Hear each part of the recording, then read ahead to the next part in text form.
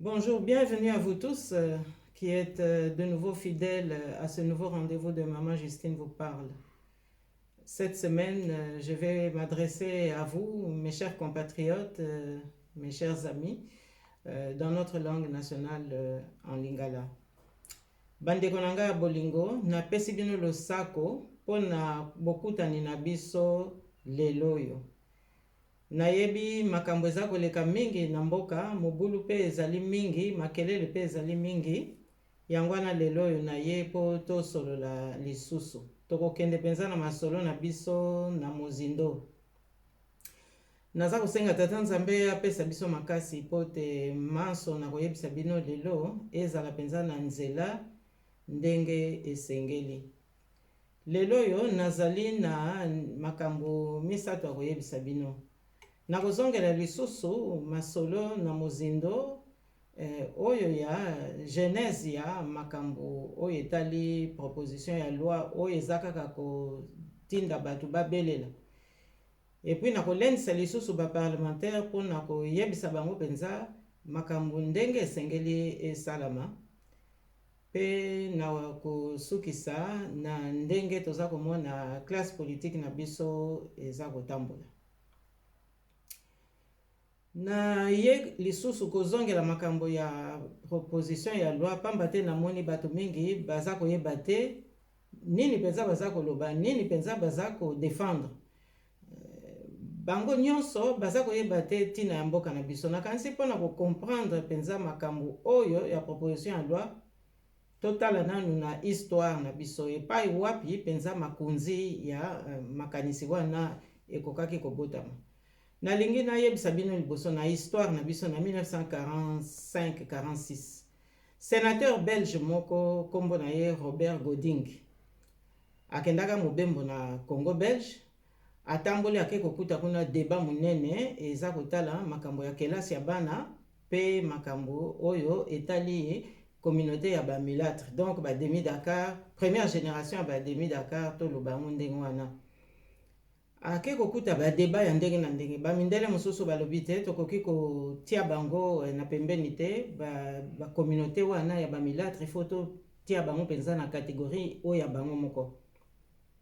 Tokomaki komona ba homme de milâtre, na homme de milâtre wana bato mwindu bakota te. Donc colon alingaki a utiliser sikoyo communauté ya ba métis ya ba milâtre pote bazala tampon entre ba indigènes, c'est-à-dire ba parents na biso ba ba des pères et des mères, et puis bazala donc tampon, bazala relais ya politique coloniale.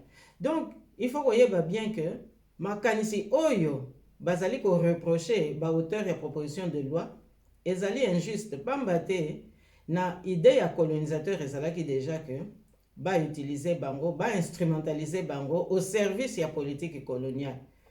Alors mayele ya colon ezalaki nini? Mayele ya colon ezalaki liboso ko inciter communauté ya ba milâtre pote bazala na ba compétence moko spéciale.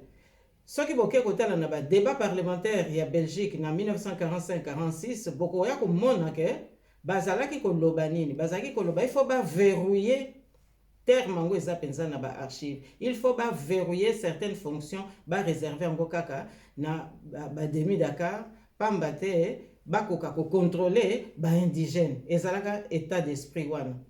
Pe ba pesaka lisusu mibeko mususu ba encourager bango na ba mariage stratégique.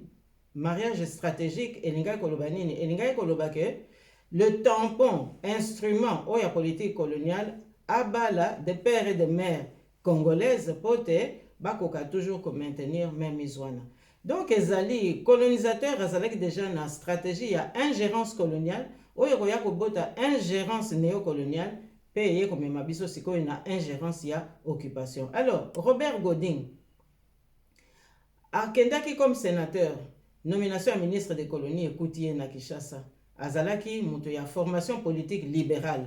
Or lelo occupation na biso ezali mingi ba parti o bazali d'obédience libérale. Pe na Belgique bato baza ko soutenir Rwanda, c'est-à-dire occupation na biso ezali depuis 20 ans mingi coalition ya ba libéraux. Donc elingi koloba nini? Balati lisusu héritage wana yango wana boza komona lelo yo instrumentalisation wana eza kosalama à travers classe politique. Donc baoyo baza ko boya makambo proposition de loi, mais ezali justement parce que bazali déjà baoyo basi basombaki pote ba pérenniser idéologie oyo ya néocolonialisme.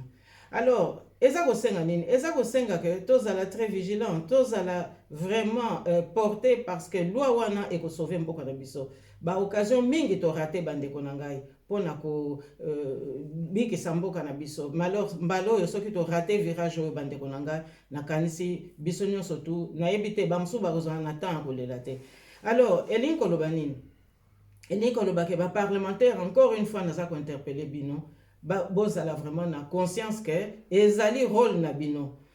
Il faut pas botika bato mususu ba usurper ba qualité ya ko défendre loi. Bino nde mutu bozali ba porteur ya loi, bino nde il faut bo défendre yango. Pour ceux qui bo défendre yango te to kozala na esika te ya kotika la bana na biso. Donc politique wana oyo ya instrumentalisation ya communauté ya ba milâtre ba mindele ba moko mutu asala ki yango. Alors l'air biso toza ko loba siko to verrouiller ba fonction régalienne eza tout à fait légitime.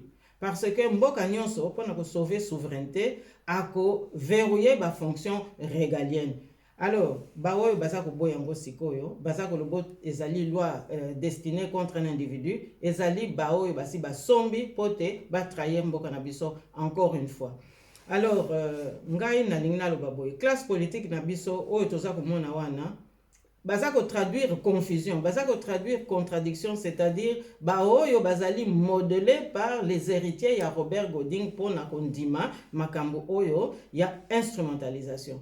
Donc à leur insu communauté intermédiaire to lo bango ndenge bango bazaki obenga bazako yebate que bazali instrumentaliser idée ezalaki dès le départ ba instrumentaliser bango. Alors en opérant un mariage mixte, évidemment, colonisateur, na néocolonisateur, à ça qu'on compte que loyauté na bango et qu'on a beaucoup plus adapté na géniteur na bango, c'est-à-dire namboka yamundele.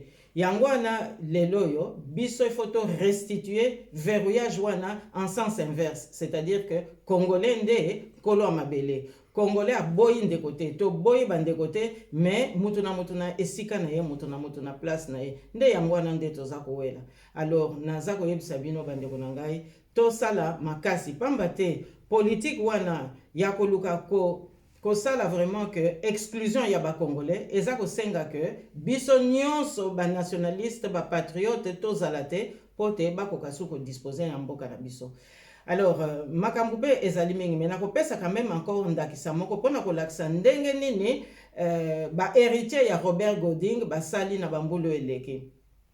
Boyebi que à un moment donné balingaki ko utiliser ancien premier ministre ya Congo mais c'est Kengo Adondo mais retourne à liboso esimbakate. Alors cellule ya ba néocolonialiste balobi mais non ndenge nini to sala parce que ba ponaki ndeye po ba pérenniser lisusu politique wana ya ko exclure ba congolais na ba fonction régalienne ba kamatiye balobi non lokola makambo etamboli bien te sikoyo il faut ko opérer lisusu stratégie mixte, c'est-à-dire akende ko kutana na leader wa za na popularité comme ça makambo nyonso to ko vanda occupation et continuer. C'est ce qui s'est passé, mais c'est qu'un Guadondo a kutana na mais c'est tiens Tshisekedi mutazaki na popularité. Ya kanisa ki bake opese le coup munzo kande bakende ko benda lupemba oyo neo colonialiste azaki na mo besoin. Bomoni ke tango mais c'est qu'un a vendu longtemps na Sénat, eh bien ezalaki pote politique ya occupation et botaka kaka bamaki botaka kaka bamaki ti to komi na moya lelo. Donc biso nyonso toza na ba liste noire. Alors sengeli sikoyo toyeba pe nani toko voter na Congo, toyeba pe nani toko voter na poto parce que sikoyo mboka na biso ezali vraiment na carrefour ya destin na ye. Yango na masolo nazaki nango lelo na pesi bino penza botondi lokola bolandinga nzamba batela bino to monani pe to soleli mbale koya.